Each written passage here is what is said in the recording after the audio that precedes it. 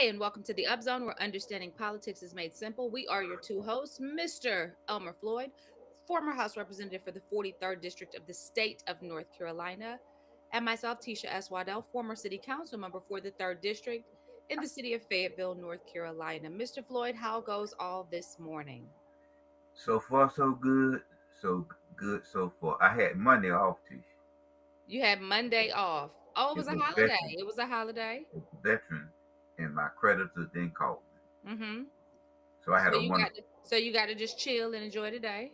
I enjoyed the day, and salute to our veterans. And what now? I salute to our veterans. Salute to our veterans. Yes, sir. And listen, I have some amazing veterans in my family. I have nothing but respect for our United States military. And I think anybody who has anything other than that should really check your privilege, because we are the land of the free and the home of the brave. And we are the land of the free, like they say, because of the brave. So if you cannot see that, you probably should check your privilege. That's what I'm saying, Teach, and I appreciate Monday. Because I might not look at it, but I'm a veteran too. You absolutely are. And we thank you for your service, Mr. Floyd. And I think that the fact that you're a veteran is what has made you so very tenacious in public office, and also what has carried you through post public office, because those people who are veterans, they know how to shift, don't they? Yes, They know how to shift. yes, yes. I mean, you understand that you're on a mission and you're on an assignment. So you don't Absolutely. question that. You move forward towards the mission that you set out for. Absolutely. Such a great deal of respect for our veterans. Mr. Floyd, what are your announcements before we jump into what we're hearing about how people are going to be moving throughout these various boards that they've been appointed to What Teach, let me or say, elected to, excuse me? Rumorville has provided a lot of things, in the various meetings that I've been in and out over the last couple of weeks. And it was just amazing. I attended Representative Lucas Endowment and Gilbert Bays, that is a reporter from WRAL, mentioned that he that his contract will not be renewed, uh, after December the Did he give an 31st. indication as to why? No, I guess it's been there 17 years, and I guess like most places, they go into a new direction Okay. there. So he mentioned to Glenn that he was going to run for the County Board of Commissioners. Okay. He also What did was the what same. was um what was Commissioner Adams' response to that? Do you recall? Well, I guess it was sort of like, you, you know, uh, and then my understanding that the senior Democrat, it was mentioned again. And also at the senior Democrat, my understanding that B.R. King expressed that he may run uh, against Diane Wheatley in the upcoming 26th Election. uh, election. Mr. Floyd, And let me ask you a question. Is Gilbert Bays in the same district as Glenn Adams? So was he announcing himself as competition or as companion on the board? Because next term when they're running will be time for Glenn Adams to be on the ballot. So I know that there's some chatter of Jeanette Council potentially stepping down. So is he saying potentially running to replace Jeanette Council or running against Jeanette and Glenn I think he could take the large, at at large, large? yes, Okay.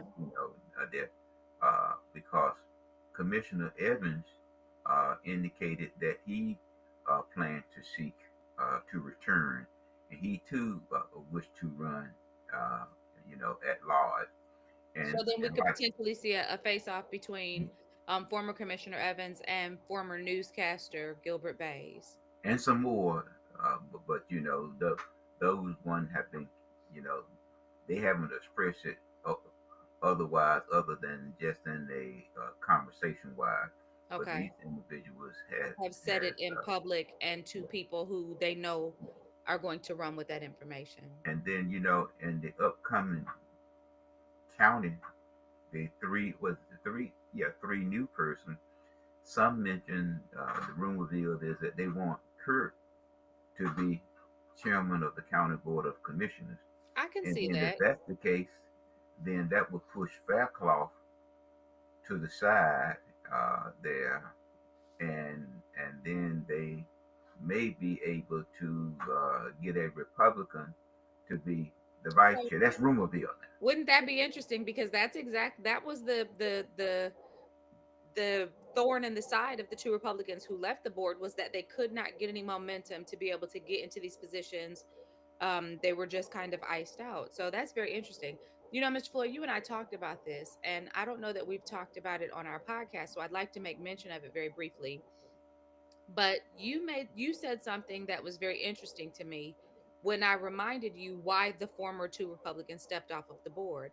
And it made me question whether the reason that they gave for stepping off was actually valid, because Mr. Floyd, they uh, alluded to the fact that they left because they were being iced out of being able to make decisions. But you reminded me that the Republican agenda moved forward in terms of the civic center, in terms of the um well, just 2021 in general. I mean, 20, what was that, vision 2020 whatever, Hmm. that it all moved forward. So is it that they were ineffective, or is it that they had just accomplished what they set out to do? I believe that you know, that once you reach certain goals, and that was that civic center and support for Graves Creek was That's the one of feather in their, the cap, right? yeah. I mean, that was their concern because if you know most people, there's a lot of their constituents that lives in rural Cumberland County, Right. and rural Cumberland County need water, and you know they fought that at the time with the chicken plant. You Mm-hmm. know that wasn't one that they really wanted any part of. So, but teach, I know this now, but I go by the civic center every day, and that's a super small imprint. And I look at Yarborough office right there, and the other office on the other end of that parking lot, and right at Gillespie Street, look like there's a water retainery that's going to be there. It's a mighty small footprint, but Mm-hmm. if I can say, Teach, this is the way the county build projects.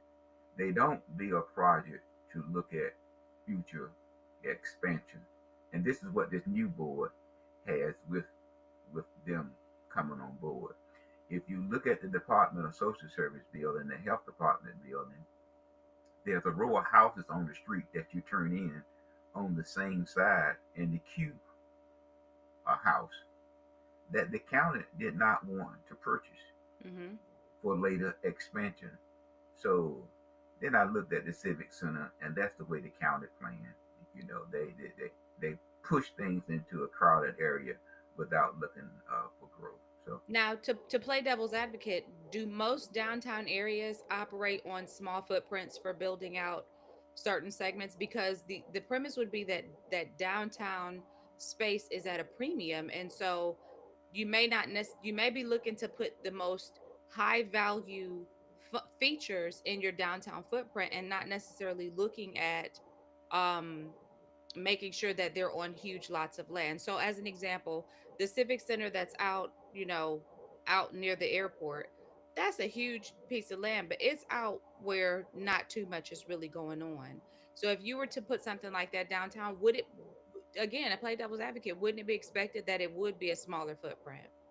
well, Tish, let me let's say this: can you go left or can you go right? And the county is not going to use condemnation in order to expand and to grow that area downtown. They're not Hmm. going to do it. Right across the street is the Sure Detention Center. Right across the street. Right. Which to me that didn't make a whole lot of sense. I think that they probably should have put that detention center out there where the civic center is at, and they probably should have used that footprint for some, again, some of the more Well, things of value for the community to utilize in a positive perspective, from a well, that's positive. where the first baseball stadium was supposed to be. You know, then they moved it out there. I think it was on Camden Road, something. Out that way. I see your point now. What you're Okay. saying, I think what I hear you saying is there's no real downtown development plan. It's just put it in, we'll figure it out later. I mean, that's the if you look at it, you're going now.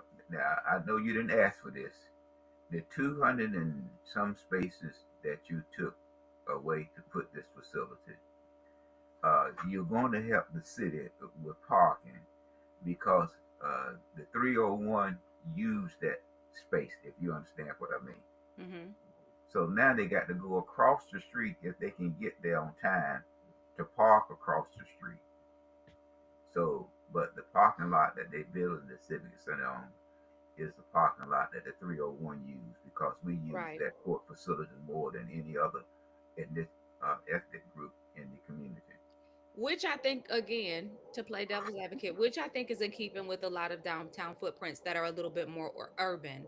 I think when I go to rural places like to Goldsboro or to even like to the Wayne County courthouse or to the one that's in near Clayton County, those courthouses tend to have that footprint like what we see here in Fayetteville, where you've got the courthouse and then you've got this open space parking. But if you go somewhere that's a little bit more urban, you do tend to find that parking is at a premium and that you're going to have to either pay to park or you're going to have to get dropped off or something of that nature. So I think what we're seeing is, and for me, this has always been when I was in elected position, Mr. Floyd, I did not like this because I think most people who have chosen Fayetteville as their home did so because it was quaint and it was comfortable, not because they wanted to live in a metropolitan or an urban area. And so, as we see this development taking place, it appears as if the development is taking place to create a metropolitan area or to urbanize our community versus keeping it quaint and What you, comfortable. I agree with what you're saying, but you can't run with the big dogs. If you're not a big dog, yeah. Yeah, If you're a puppy, you you can't what they run with say, the little puppies need to stay on the porch. so there's no even there's no you need to continue to develop like you just mentioned along those footprints Right. because you're not a Raleigh, you're not a Durham, you're not a Charlotte, you're not a Greensboro. So there's no need for you telling me that what they do in Raleigh and what they do in Charlotte and there's no comparison. Right. Mr. Economic, I Floyd, mean, economics determine that.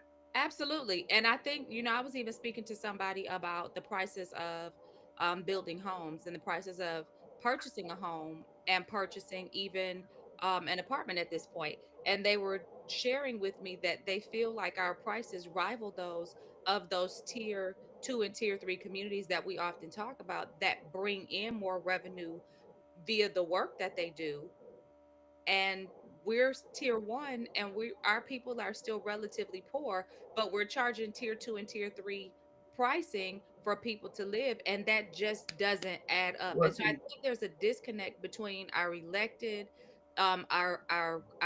our business people and the actual people who live, work, and recreate in this community. Teach you got to look at we have this largest military installation in the world. Correct. Some 47,000 plus men and women serve this great nation. And there's a housing need for those individuals off base. And they're pushing them toward Moore County and toward they're going to, instead of coming into Fayetteville, because if you're going to charge me the same price that I would pay if I move into Southern Pines, I'm going to live in Southern Pines. Why would I want to live in Fayetteville? And the amenities and the quality of life is much different than that of Southern Pines if you're charging me the same. What So teach we've done ourselves a disservice. if if you ever in Spring Lake, okay, if you ever in Spring Lake between the hours and 4 and 7, if you don't have to go that way, I suggest that you wait until around 8 if you can, or you get into traffic jam that's going towards Sanford, or Because you it's end up not coming letting into Fayetteville. okay. It is not It, and I think, but that speaks perfectly to the point that we're making. And that's a beautiful illustration. Thank you for that, Mr. Floyd, because that's exactly right. The way that development has been coordinated is pushing people elsewhere. Mr. Floyd, let me ask you a question because you said something, and I want to go back to this because I want to make sure I understood you correctly. Did you say that B.R. King is considering a run against Diane Wheatley? well, that's rumorville, So you let know. me just throw this out there. And if somebody sees this, you make sure you tell Diane Wheatley just in case she doesn't see it. If B.R. King decides that he wants to run against you, you call me and I'll do everything that I can to help you in your election for that cycle, Representative Wheatley, because I don't think that B.R. King belongs anywhere back near politics. I think that he should remain in insurance. I don't think that he belongs anywhere. He was one of the longest seated county commissioners. And what does his resume boast other than being the longest seated, one of the longest seated politicians in at the county level? Well, Tish, I'm gonna say to you, I respect your opinion. I appreciate that you, but I want you to tell me because you was around. What did he do, Floyd? Well, I'm trying to. I tell you what to do. Let me go back and read my notes. Okay. And if you find something in your notes, you make sure you let us Let know. me We're go gonna back. wait for you. Now, he is all. BR is also on the board of election. Yeah, but that doesn't really move me one way or the other. I think that sometimes being appointed to these positions is about who you know, and he knows people, but it's not. But being elected is not should not be about who you know. It should be about But what Tish, you can do. you got to And if look at he's it. already demonstrated that he wasn't doing nothing as a county But commissioner, we don't need him we not don't. doing nothing. Tish, please. Our community don't care about that. We vote on name recognition. Come And on that's now. why I'm gonna make sure if Okay, he we runs, vote on name recognition. We don't care whether or not you can do anything or not.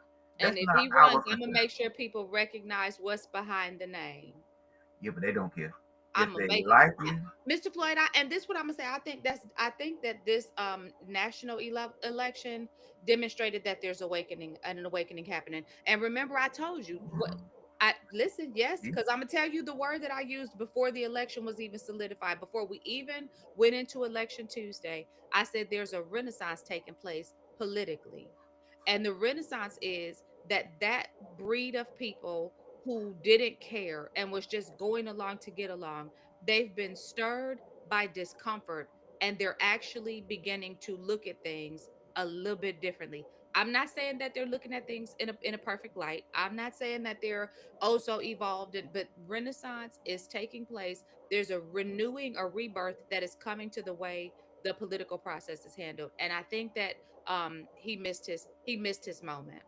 well, I'm saying to you, and we talked about this, and we mentioned from time to time with my friend Archie McMillan. Hmm. You have to realize that a lot of African Americans sit in to fit in. Not this. Listen, not these black folks in this national election, Mr. Floyd. They said I'm we just not saying. doing what y'all think we finna do. I mean, there's a They shift. showed that that was the case. That was the case. That was the expectation. And There's the a shift. Democrat Party was greatly disappointed because that was their expectation, and they What? were proved wrong this time. And I'm hoping that that will begin to trickle down to a state level. The sad part is that if it's not a national election, turnout is low. And that often in those people who are tried, tested, and true that you're talking about, those are the ones who still hold that mindset.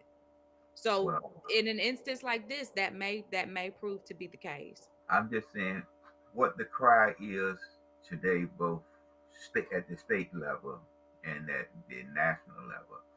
And we said this on our program messaging. We got to change that. My Absolutely. party got to change that. And you can't continue to push the party in a direction that it does not wish to go. Yeah, The because party the wants nation to say, spoke and they said you can take your abortion stuff and you can hold that in your pocket. Yeah, that's important, but it's not the thing that moves us the well, most. You can take your LGBTQ stuff, you can put it in your pocket because that's important to some people, but it's not what moves them the most. What is moving people the most is their economic stability and the feeling of public safety and well, the security of their rights. Teach, when I But the ran the state last will make time, money. I had a sign that said Floyd support women reproduction rights. And That what was did the I tell sign. you after that election? What did I tell you that the That, out results of that election demonstrated? That didn't nobody care about that. I hate to admit it, but you were right. I mean, nobody came up to me and said, "Thank you, Floyd, for supporting women reproduction Because rights." the vast, and this is the thing, I think that people think that women are irresponsible or stupid because the vast majority of women understand that we also have some autonomy over the way that our bodies are used. So we are not just, and I know this is going to sound absolutely despicable, and I'm sorry for saying this in the presence of you because you are my elder and you are a man that I respect, but I'm going to say it the way I'm picking it up because I want to make sure that it goes out the way it's intended to. I think that the message of like this support abortion paints women as cum buckets, like as a receptacle that men just drop in and we end up pregnant and we don't want it and we go kill it. That's not who we are. So the vast majority of women say yes, it is important for women, and not all women, because there are some believers who say abortion is wrong, and I stand there, but the vast majority of American women said y'all are making it seem like we don't feel like we have any authority over how our bodies are used. We are not talking about the one-off instances where a woman is abused or is violated, but we're talking about like every woman is not out here just having unprotected unsafe sex, popping up pregnant, and then deciding I don't want to deal with the consequences of an action that I put in motion. That's not the vast majority of women, but that's how your party tries to paint women. Well, Tish, you had to look at it, Tish. My party, my party know how to rally the troops in direction where the troops wish not to serve. They do. Now, now we can. But it's Now only we at can. the top. It's only the people it's these elites at the top and the ones who are already in power. Those are the ones who keep pushing this messaging. We saw our mayor and we saw our senator standing arm in arm with this campaign. And what that says to me is they're disconnected also, because they were pushing for this to move forward, not understanding that the Well, vast majority of their constituency is not down for that. Tish, they're part of the choir that the party is saying this is where not we don't want to go. We are concerned about pocketbook issues. I Yeah. found that out just like you said after I had signs all over.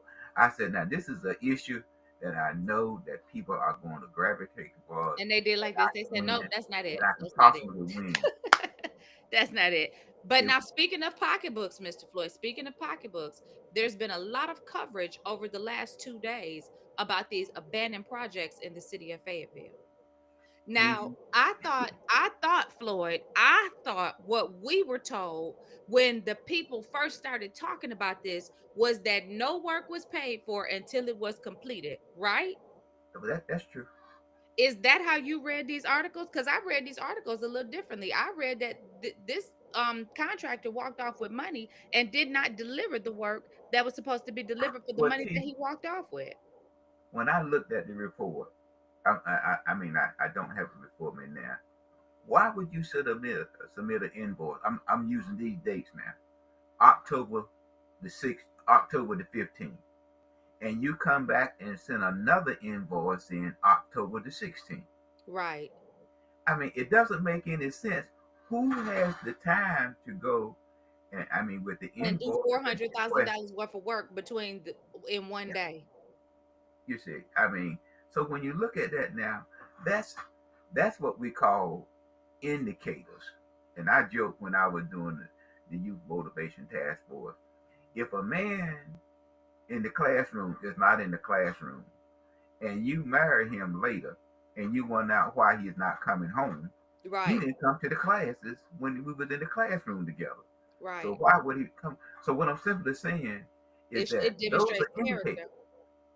Those are indicators that you read. You look at the invoice, you know, and that every major contractor has what we call drawdown dates. And it's hard to get the African American people to understand that because we had So that explain problem what a in us. drawdown date is, because I think that this is That significant in that this conversation. from day one, I'm gonna use this from day one to day 30, you're supposed to be here. Mm-hmm. Okay. You're supposed to be here. So I look at day In one, terms of completion of the project, like yeah, there's a timeline we're yeah, expecting you to keep. because you say the project is supposed to be completed in 2025. Right. Okay. So that timetable, I mean, you factor in, I'm just saying to you, you factor in weather to that because most of the Absolutely. projects, yeah, okay.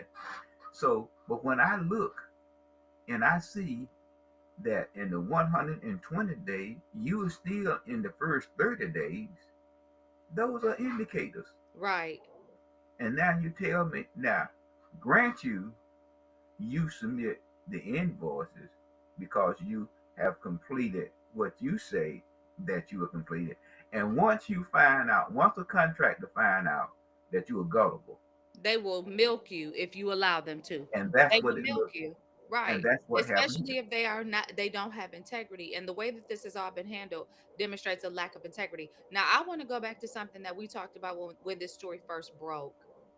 There was an allegation that the city accepted fraudulent bonds from this company, that this company had essentially bonded itself. Now, what that means is a bond simply says, I'm going to buy this insurance that says that if I don't do what I tell you I can do, you can go and collect on this insurance policy. And the insurance policy is held through a third party that is stated to be in the business of handling this kind of stuff. And the insurance policy is given to the company on the grounds that this company has demonstrated before that it is capable of doing what it says it's capable of doing. Because, Mr. Floyd, you know, just like I know, that insurance companies don't go out here giving insurance to people who have proven that they're going to need to use this insurance policy. Think about car insurance. The more wrecks you have, the less likely you are to find you a good policy. Mhm. With that being said, the bonding agency was reported to be fraudulent. Like they issued fraudulent, they gave the city fraudulent bonds. They bonded themselves. That would be like me saying, I'm going to create my own car insurance policy to cover myself in the event that I hit somebody, I'm going to pay them. That's not how that But works but because see, that but the leaves it city all on said, me. but the city said to you. Let me cut you off on that. The city said that all of the unfinished work, whatever it is, that they would then seek the financial support from the bonding company. But have we heard anything else about that? And I'm gonna tell you, I'm not gonna give my source up, but a source very intimately connected to this conversation confirmed to me that those bonds are fraudulent bonds. So Let me we're see. never Wait a gonna minute. see it's It go ahead. said that we are going to go to the insurance company. That doesn't exist. Oh, okay. That I'm glad you allegedly understand does now. not exist. Yeah, I'm glad you understand. Now, one thing that you do with staffing, if I see the same address appear on both, That those should are raise some indicators. questions. That That's the should raise some indicator. questions. My That's post indicator. office box, P.O. Box 9536.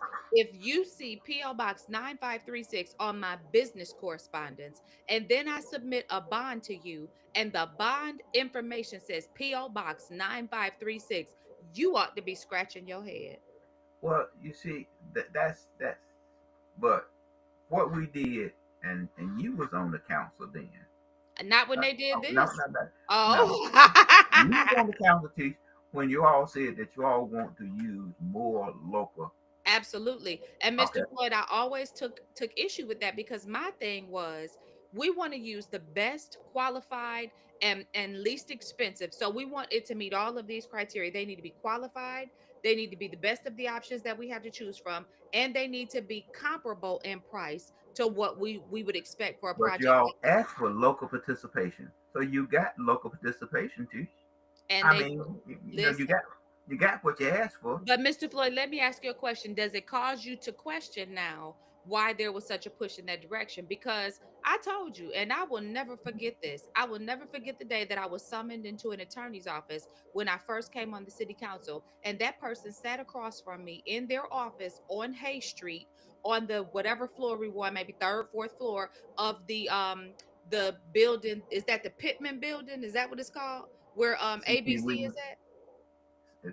That's the Williams building. Okay, in that building, up in their office, they called me into a little room and sat across from me and crossed their legs and looked at me and introduced themselves and told me about how aggressively they have been working to get black people in positions where they could do business with the city and to increase the contracts for black owned businesses, and that if anybody was against that or didn't support that, they could be replaced. And can I tell you, and I took it personally. when they said that to me. And I said, this, I said it in my head. I smiled because I'm a pretty girl. I know how to smile and look pleasant and be cordial. And I said in my head, this will be the last time you will ever have an audience with me, because what you will not do is try to bully me into your agenda.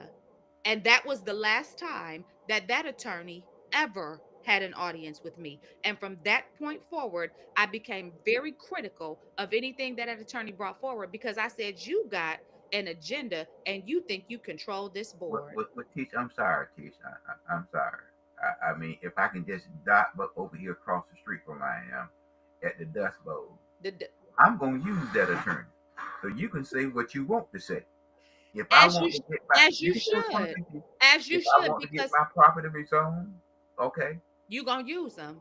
I mean, like it or not, because there is a relationship, And this is and what I that's was getting what ready to say, happened. as you should, because the same way that that attorney thought that they were getting ready to bully me, apparently they have bullied many of the members of the Fayetteville City Council, and they bought the lie. Those people bought the lie. See, I saw through that person.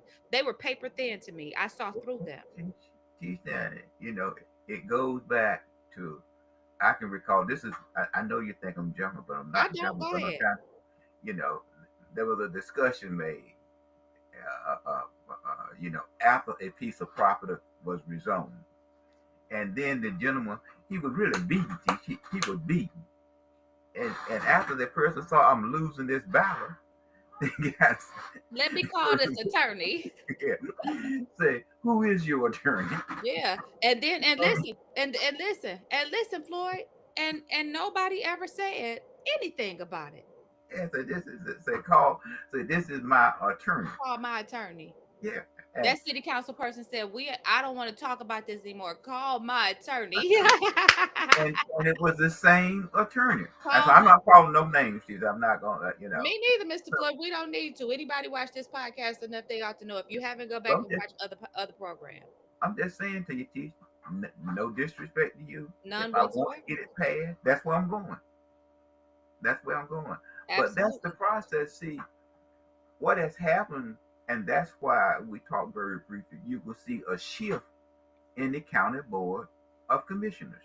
Absolutely. There's And I going to be think a that shift. this probably makes some people a little bit nervous, but not too many, because what these people, and I say this anytime we get newly elected people on these boards, because I know how it goes. Floyd, you know how it goes. When you're the newbie and you get elected, people want to all meet with you. They clamor to get to know you because they want to get a feel for you, first of all, to see what they can get past you. And then they want to see if you're going to be pro or against whatever it is their agenda is. And so, as this is happening, I just say to all of you who are new on these boards, I want y'all to come in and prove to us that you are not going to be status quo, that you're not going to be a part of the agenda of the elite, but that you are really going to work for the people who marked that circle on that ballot to send you into that position. Because everybody is not a builder. Everybody that voted for you is not a developer. Everybody that voted for you is not an attorney. Everybody that voted for you is not a realtor. Everybody that voted for you is not in these circles of influence that you may begin to think are the most important circles of influence. Stick to the core constituency, which is the vast majority of the people who will never be able to do anything for you other than vote for you and tell you that they appreciate you. Stick with fighting for them, and you can't go wrong. I tell you what you do, Teach. If you really want to know if that person is really concerned, he or she will give you their cell phone number. Okay. Yeah. Try to reach that person 6 months after he or she gets in And office. if you can get them, you got them. You got a good one. You got a You good got one. a good one. You got a good one Try, if you can get them. that's how you can see it now, because they're gonna shut. Some of them at 7 o'clock at night they shut that phone off, Right. and And that's that's it. fine, but call me back the next day. That's fine. You're not gonna get a call back, Teach. But that's what I'm saying. Because I think there should be healthy boundaries, turn your phone off. But if that's the case, call me back the next day. You're not gonna get it, Teach. That's what I'm saying, Floyd. Let me ask you a question. So we saw this article pop up. This has been a conversation that's been going on since when I was on council and before I was on council, and even now after I'm off council. Driving while black. what do I don't want to talk about this. I'm tired of talking about it. I have my opinion. I've told y'all my opinion. Go back and watch previous podcasts to hear about it. Mr. Floyd, do you want to talk about it, or do we just want to move past that? Well, I just want to say it's an issue that continue to pop up in our community. That's 43% minority, and the stops are 62% minority. What I'm saying to you, I want law enforcement to do its job. Let me say that first. I want that to be done. But I think that, you know, you have what one article said, you have regulatory things, and then you also have what you call state statute. So in between there, they have to, they got to be some kind of discussion and communication about how we can address that if we look at using how other cities has approached the issue, showing that even me today, today, I'm afraid to be out at night driving. I am truly afraid to be out at night driving. Most of it, and I'm afraid during the day because I don't know, because just like the state law said that a vehicle must have two red lights, but a motorcycle can have one. So if you have one light out, and most of the time you don't know that a tail light is out. You see, so in that they could stop you for that, and then that stop can lead into other things, and especially if we have loud in the car. You know what loud is to you, Yeah. huh? you know, and you can smell it 2 cars down the Yeah. road. Yeah. With the windows rolled up. Yeah, Yeah. you see. But there ought to be some type conversation made. And do we still need to have the same from 211 and Nash 24? And the same conversation is there. It ought to be those that run for county, run for city council next year, ought to be one of their platforms, how they want to address it. If I was And running, I allow would a lot of I parties would to do their if job. I was running, I wouldn't make it one of my platforms. But that's just me, and I've already talked about again, like I said, y'all go back and watch another episode, you'll see why. But Mr. Floyd, let me ask you a question because we were supposed to talk about the way that hospital how hospitals function and how that is also political in nature, like how what they're allowed to do and how they're allowed to do it is political. We never got to it, but there's an article that you sent over that sort of reminds me of that conversation. And one of the things that you asked this morning was about United Healthcare. Was Cape Fear taking Medicare's United Healthcare plan? And we went back and found they are not. All of this goes back to lobbyists, right? Like it always boils down to the Lobbying power of money lobbyists. and money. Absolutely. So when you are looking at the quality of the healthcare that you are receiving or are not receiving, listen, my father has had to have procedures done and he has to have ongoing care to make sure that these procedures don't have to happen again. And we drive to the RDU area for his care because you get better care in that area than you do in this area. I've talked to my naturopathic doctor who has indicated to me that if a person wants to get quality care, they need to go to Pinehurst or they need to go to Duke or Chapel Hill because here you get a different standard of care. I'm not going to call it substandard, but you get a different level of care. All of this is summarized in this article that you sent over that was talking about sickle cell. Now, Mr. Floyd, let's talk about that because I think that that's very important. And I think that there's according to this article, a huge segment of our population is directly affected by sickle cell anemia and does not have any help in their community to treat them. Well, teach when you look at sickle cell, it comes from Africa. Someone said that was done, I believe, to fight off malaria at that particular point in time. Okay, so when you look at the other, fast forwarding, if you have a family of four, the rule of thumb of conversation is that one of the four will have the disease or the trait. Okay, they will have that. So once that takes place in a family, is chaos from life to death. Mhm. In the early stage, and time has changed, the sickle cell patient before he or she reached 35 would depart from the family and their Mhm. loved ones. Medicine today have have increased, and you get better services. But you Mhm. have to look at, you know, Cape Fear as an example. Many of the patients indicated that they prefer not to go to Cape Fear because of the treatment. Mhm. Now, again, when Cape Fear dropped off United Healthcare, it dropped off 27,000 plus patients. So they go now, I think it's First Health Regional Hospital in Moore County Mhm. to get the services. And then again, you know, the two facilities that provide the greatest health care for sickle cell patients is the University of North Carolina and Duke. Mhm. They provide that service. But as we talk about politics, and it started somewhere in 1972, this is a disease that affects the minority legislators in Raleigh. Mhm.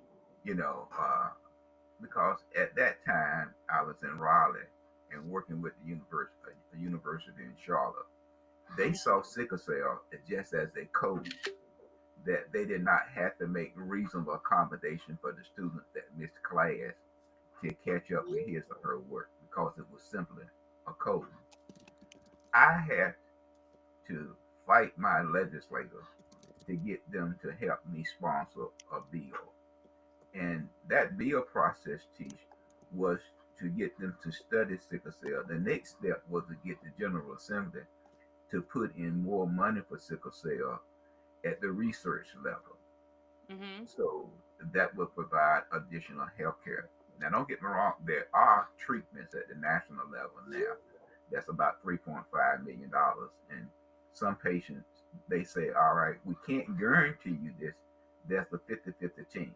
Mhm. And some insurance company won't pay for it. Okay. So many people don't understand, but that is a area that the minority legislator ought to take up and quit pushing the minority community far to the left Yeah. because sickle cell patients need that assistance. And and many and they catch off of that teacher that they need pain medication. And given our environment now, some doctors don't want to do that. And and if they overprescribe the medication, the Right. patient will get hooked on it. So it's a balancing act that needs to be done, but it needs to be addressed. Mhm. Mhm. And I think, as we always say, it always does revert back to who you vote for, because these people are listening to the lobbyists. The people who you are electing are having conversations with these lobbyists. They're being lobbied by these lobbyists. So it always reverts back to who you're voting for. Mr. Floyd, you also sent over some information about DOT changes that are set to come to Ramsey Street. Let's talk a little bit about that. Well, they say need, and that's 2045. Is that they want to make Ramsey Street like 6 lanes from Rowan Street all the way down to Slocum. I think it's Slocum Road. I think it is. Mhm. Uh, are there, but some of the residents say, about the change that is it. About the change, they're more so concerned with reducing the speed by Methodist College from 45 miles an hour to 55 miles an hour. And the turning lane at McDonald's when you go down that by MacArthur Road Mhm. is to don't have that blinking yellow light, but just have the red and green light. Mhm. They said widen it. You know, they're more so concerned about reducing the speed and that stoplight. But if you move over a little bit, about a mile and a half on Murchison Road, they're reducing it Yeah. from And DOT is much more strategic than the county commissioners, because what I can say is when I see a plan like this, it tells me that DOT has some things in the works that's going to ensure that there's a traffic uptick on Ramsey Street. Mhm. So I even look at what's happening off of 95 when you come in off 295. So 95 has been significantly widened. We're seeing a lot of our like 401 is being widened. So Rayford Road, Hmm. Ramsey Street is in the works for being widened. I think that this demonstrates that DOT understands that the way that they're planning, they're expecting a significant increase, either a significant increase in traffic or a shift in the types of vehicles that have to be moved down up and down these roads. But Tish, now you know, right, and that's what they do, future planning. But unless Fayetteville is able to improve its infrastructure and create high-paying jobs, they don't have to worry about widening Ramsey Street Well, or think about Rayford Road. this. You said it earlier, and I'm going to piggyback off of it. When I think about widening streets, and I think about if I'm not thinking about an uptick in traffic, and I think about it from the perspective of a different type of vehicle needing traverse these types of streets, I'm going to be looking at this from the perspective of us being a military community. What are the types of vehicles that need more space to get up and down these streets in a military community? Well, well, when you look at it, the military, they need, I-295. But you could, because you're looking at moving Humvees, you're looking at moving tankers, you're looking at moving these types of vehicles. And so, and I'm this is no conspiracy theory. I'm just saying we can look at this one of two ways. Military community widening major thoroughfares could have something to do with being Well, ensuring that we can move those vehicles as needed. well, what the military needs in most instances is the port, which is Wilmington. Okay. And if you see sometime when there's a need to move our military personnel within that time frame, we are open 24/7. Is that they use the rail system. But if you're thinking, think martial law, Mr. Floyd. Hmm? Think social unrest, think civil unrest, think martial law. In the event of those types of scenarios, you want those vehicles to move throughout your city with ease. Because But now you need to make sure that they can do the business of securing the city the way that you want them to. That's just my thought yeah, process. I mean, all that is good. All that what you're saying is good, but the military need to get, like as it relates to there, is to get the Seymour Johnson Air Force Base and the Marine Base and the port. Okay. Now, what I'm just simply saying to you it, is that, you know, Merckson Road is closer to the military base if utilizing what you just said than Ramsey Street. But you got 6 lanes on Fort Bragg, 4 lanes between Fort Bragg and 401 bypass. And when you get down there by Fayetteville State from Hardy, it's gonna be 2 lanes. Hmm. So does it make sense? You widen and you improve the traffic flow of, like you said, Rayford Road, and you look at Ramsey Street and you improve that. But you improve ours by decreasing the flow of traffic. But you know one thing, Tish? Do you think anybody on Ramsey Street is going to think that 6 lanes of traffic is going to be an improvement?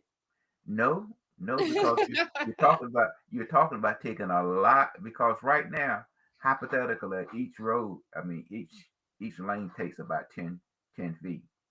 So right here by Veteran Hospital, that's 5 lanes, so that's 50 feet. Okay. So if you want to go to put in 120 feet, you're gonna take a lot of property. Okay. Absolutely.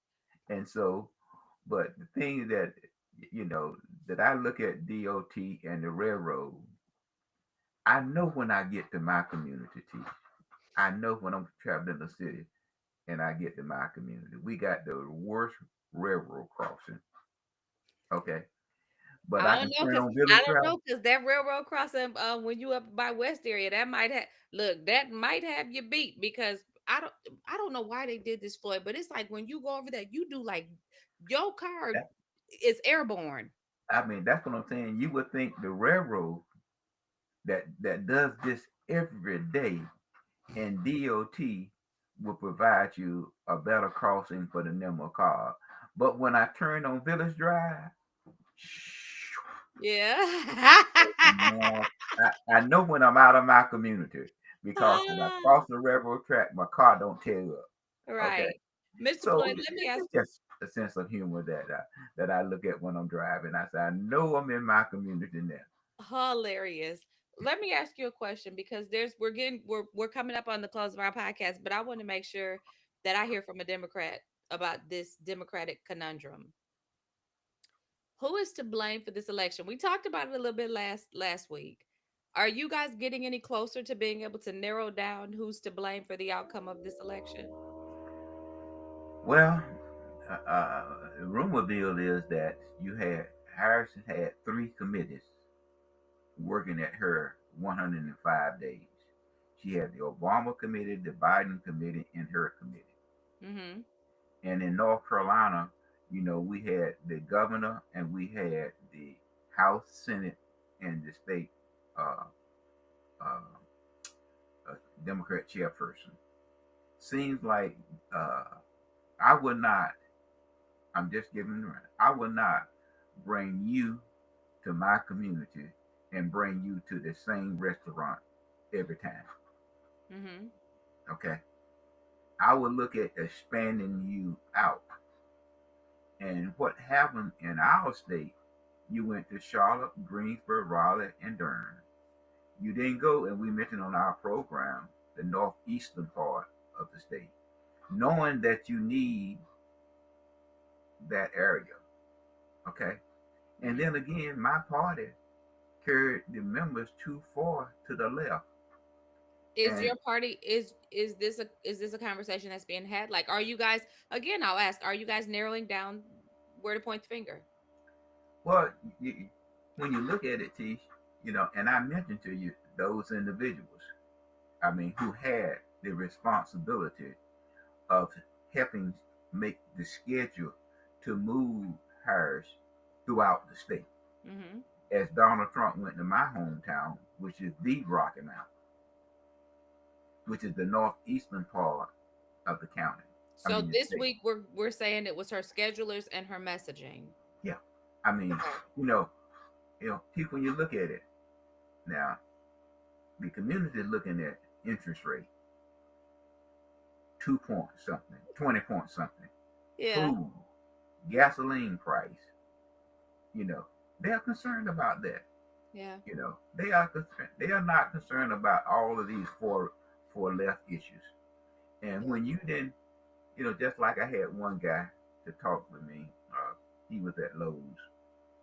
He said, you, you know, you meet different people going to different places. See, he Mm-hmm. said, now you can't talk to me about uh, we're looking for the same.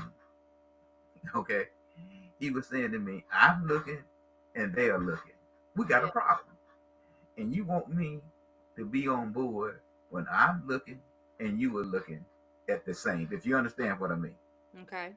you understand what I mean, T? I'm following you, but I'm Uh, following you because we talked about it earlier. I don't know if everybody else is following you, but I'm following you. I'm looking for a female today, and you looking for one today. Right.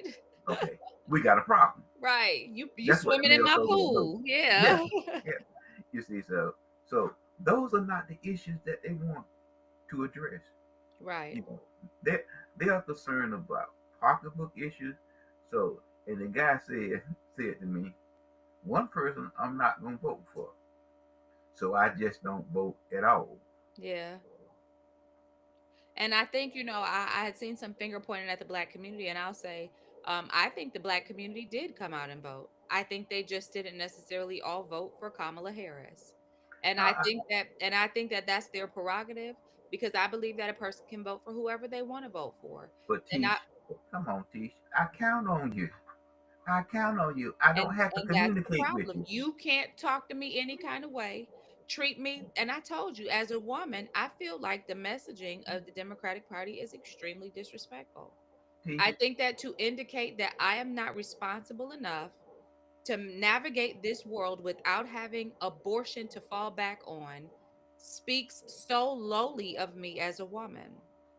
And I just believe that in and of itself, and also the fact that there was no conversation about truly protecting my rights as a woman. Because when you talk about allowing males in sports, when you talk about allowing men in the bathroom with me as a woman, I don't feel protected. And I believe I'm a soft woman. I'm not a hard woman. I'm not one of these send me to combat women. I'm a soft woman. I want to be protected. I don't want to be put on the chopping block and treated like I can fight a man if I have to. I don't want to have to do that. So when your party makes me feel unprotected, disrespected, degraded, and demeaned, I would never. Well, Tish, just like what you just mentioned, one of the things that as a legislator I tried my best to address, and that was child support.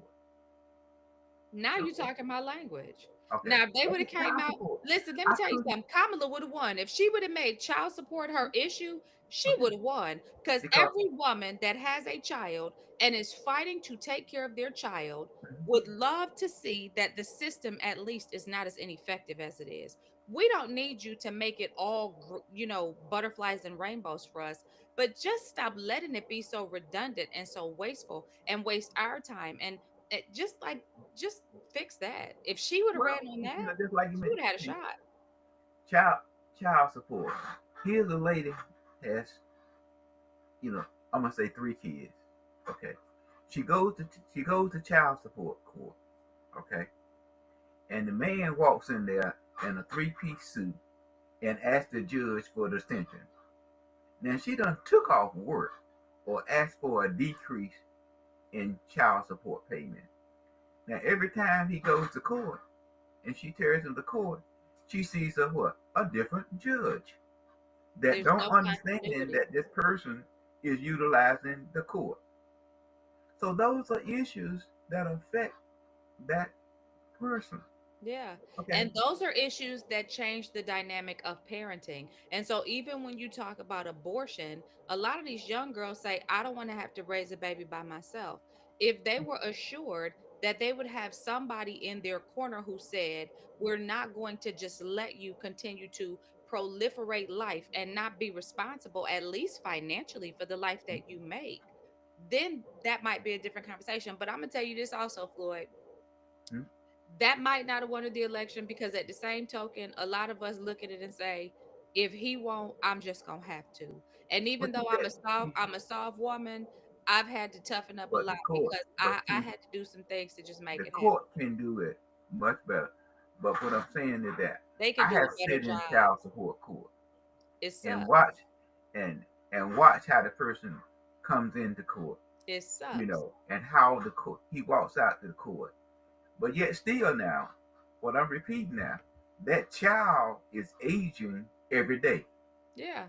Okay, If it's she would aging have every day. run on making the schools more a learning institution where children could actually be educated, she may have won. Like there are so many issues that she could have hung her hat on that would have resonated with the American people. We are tired of sending our children to schools that leave them out here as underperformers in a global market.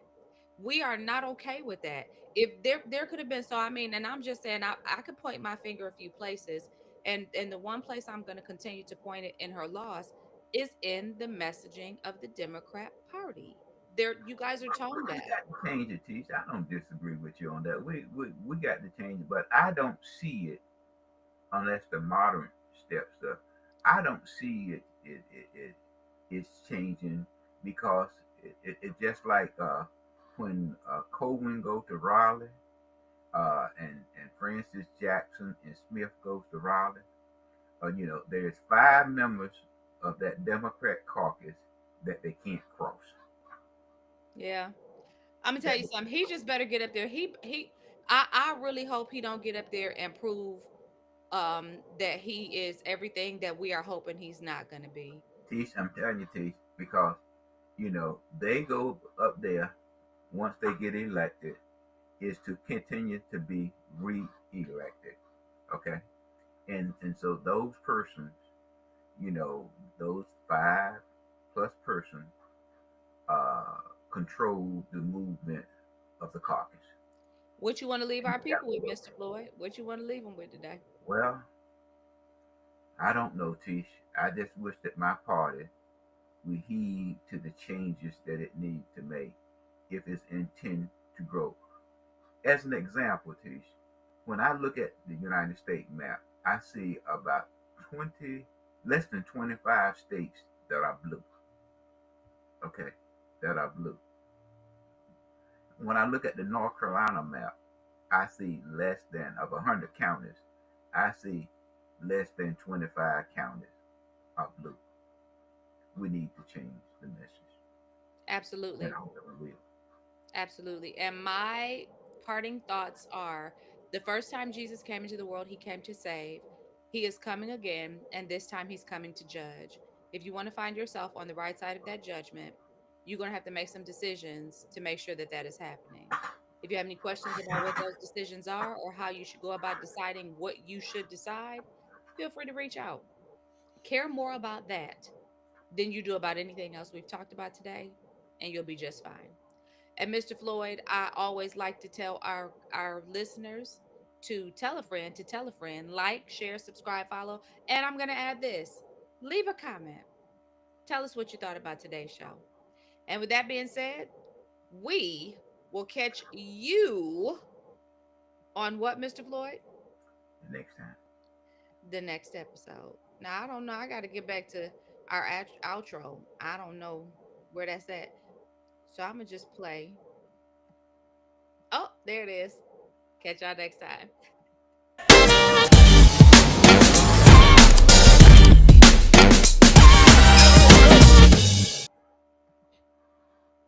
You are a great host, sir. No, I'm not, Chief, but I thank you for popping my head up. Wait, let me ask you a question. How your radio Mhm. program going? I forgot